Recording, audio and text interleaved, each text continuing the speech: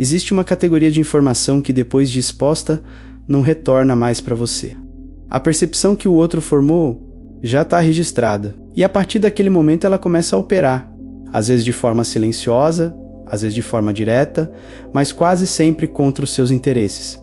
Não é questão de desconfiança, é uma observação sobre como a mente humana funciona quando recebe dados que não pediu. É um mecanismo automático, anterior a qualquer intenção consciente.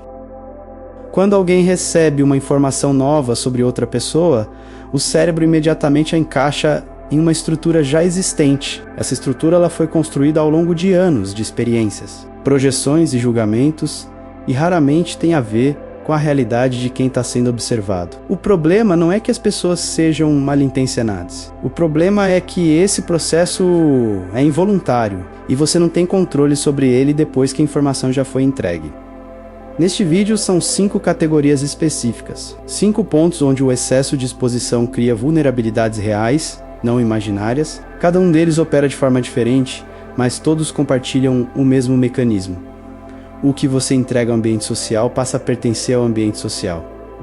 O primeiro ponto é sobre as batalhas do passado. Existe uma tendência natural de narrar as próprias dificuldades como forma de estabelecer contexto, como se o histórico de sofrimento explicasse ou justificasse quem a pessoa se tornou. Essa tendência não é necessariamente errada.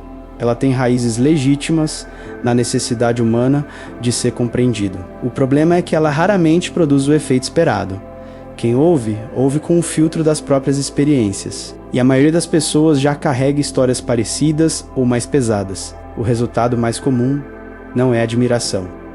É uma comparação silenciosa, muitas vezes inconsciente, onde o ouvinte começa a medir o peso do sofrimento alheio em relação ao próprio. Nessa comparação, ninguém ganha. Ou a história parece pequena demais e o ouvinte não se sente tocado, ou parece grande demais e gera desconforto ou afastamento. Pense em alguém que nas primeiras conversas já apresenta um histórico detalhado de tudo o que enfrentou. A família difícil, as perdas, os erros que cometeu.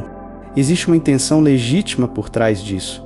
Criar proximidade, estabelecer autenticidade. Mas o efeito que esse comportamento produz na percepção do outro é quase sempre o oposto. A pessoa passa a ser lida pelo seu passado, não pelo seu presente. E o passado, por definição, é algo que já não pode ser alterado. O que carrega peso real não é o relato do que foi difícil, é a qualidade do que a pessoa demonstra agora.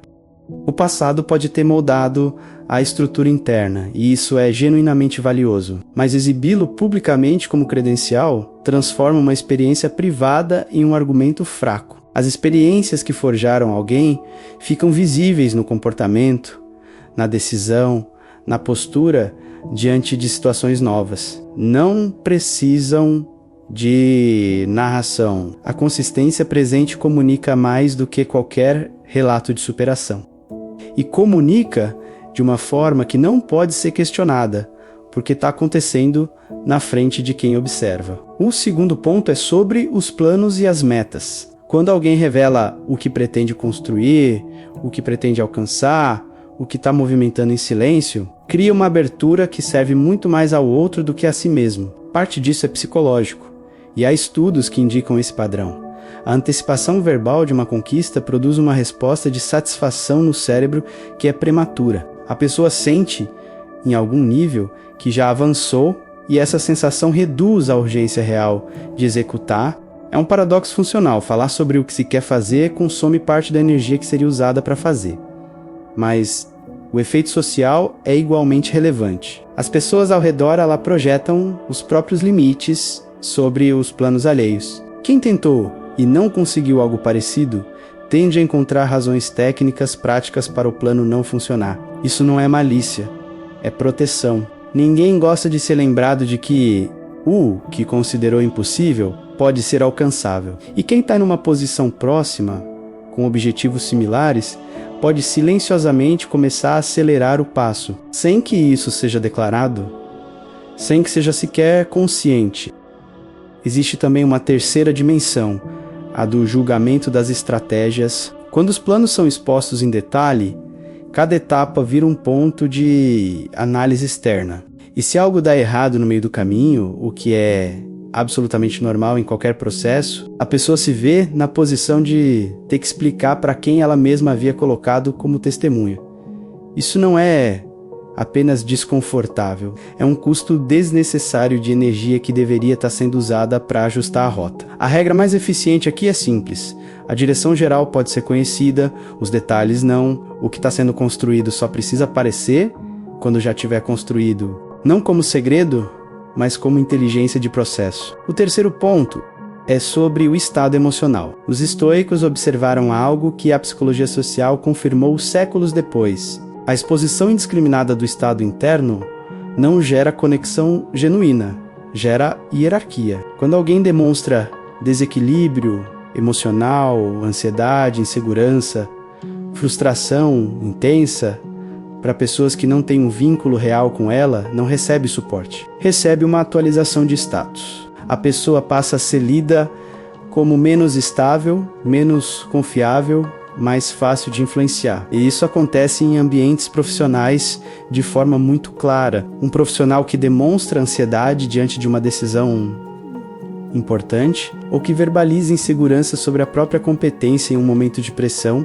raramente é reconfortado pelos colegas ou superiores. É classificado, e essa classificação tem peso concreto nas oportunidades que chegam a ele depois. A percepção de instabilidade emocional fecha portas de forma silenciosa, porque ninguém anuncia que está fazendo isso.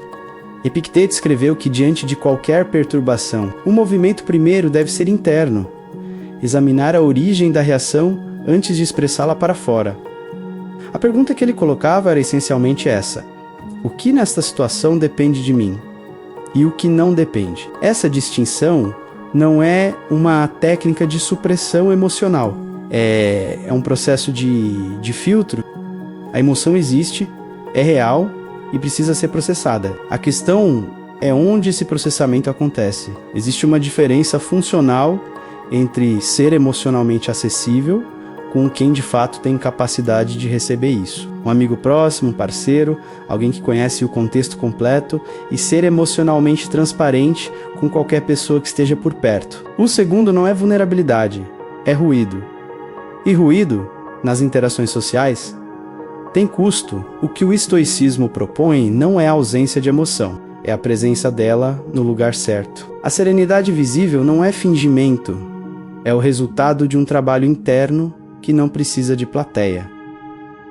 O quarto ponto é sobre a situação financeira, independentemente do sentido, se a situação é sólida ou se está apertada. Divulgar os números cria dinâmicas que raramente beneficiam quem divulga. E esse é um dos pontos onde a intuição mais falha as pessoas, porque a lógica superficial sugere que a transparência gera confiança. Em relações financeiras, ela tende a gerar o oposto. Quando há dinheiro, atrai interesse que não existia antes. E esse interesse não vem acompanhado de uma etiqueta de identificação. As motivações ficam opacas. Pedidos que antes não seriam feitos passam a ser feitos. Expectativas mudam. A dinâmica de algumas relações se altera de formas que dificilmente revertem. Não porque as pessoas sejam necessariamente oportunistas, mas porque a informação financeira ativa padrões de comportamento que são anteriores a qualquer intenção consciente. Quando há dificuldade, o mecanismo é diferente, mas igualmente prejudicial. A percepção de instabilidade financeira ativa nos outros uma reclassificação silenciosa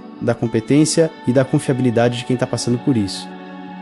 Em uma entrevista de emprego, onde a necessidade é visível demais, o candidato perde o poder de negociação antes de abrir a boca. Em uma negociação comercial onde o desespero aparece na postura, o outro lado ajusta a oferta de acordo. Em relações próximas, a informação de que alguém está em dificuldade pode criar uma distância sutil que não seria criada se a situação fosse mantida privada. A postura de estabilidade, mesmo quando a situação interna é incerta, mantém a percepção de controle.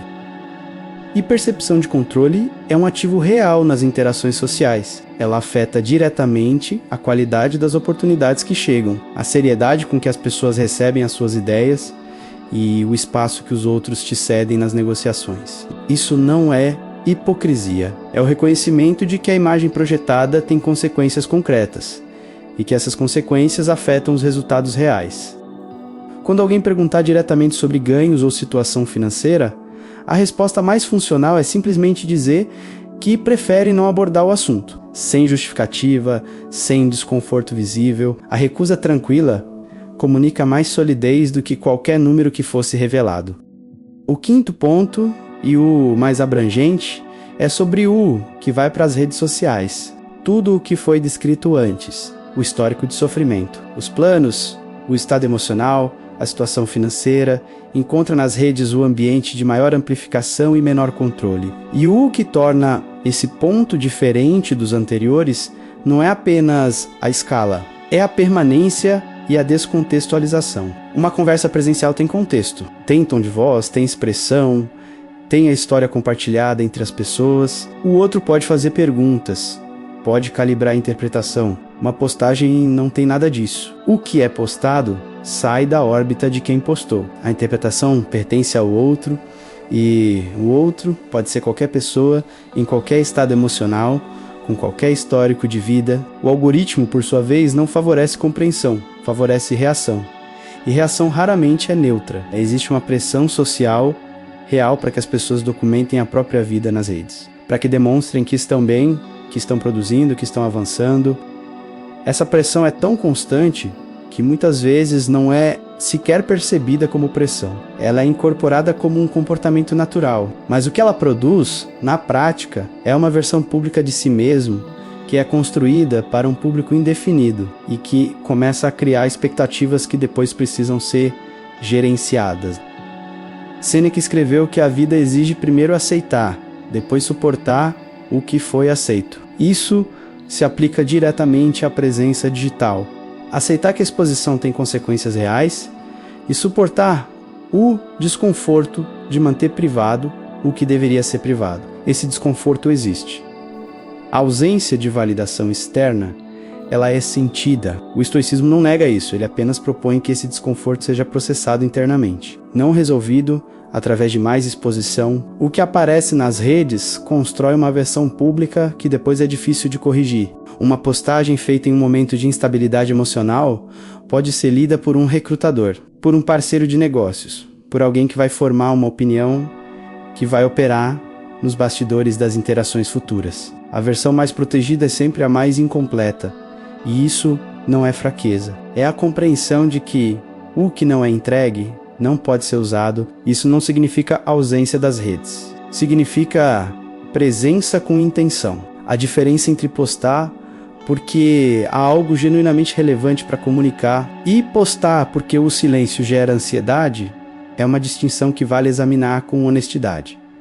O estoicismo não é uma filosofia de reclusão, é uma filosofia de precisão. O que Marco Aurélio praticava em suas anotações privadas, que nunca foram escritas com a intenção de serem publicadas. Era exatamente esse tipo de trabalho interno que não precisa de audiência para existir. Saber o que comunicar, para quem e em qual momento é uma habilidade tão relevante quanto qualquer outra. O silêncio estratégico não é ausência.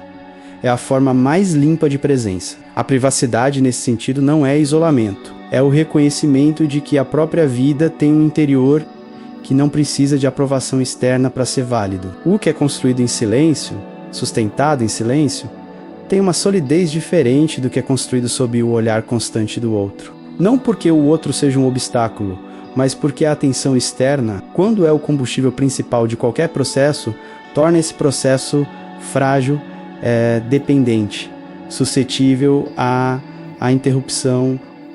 Os 5 pontos deste vídeo têm um denominador comum em todos eles. O que está em jogo é a autonomia sobre a própria narrativa. Quem controla o que é conhecido sobre si mesmo mantém uma margem de manobra, que quem expõe tudo não tem. Essa margem não é para enganar, é para operar com liberdade.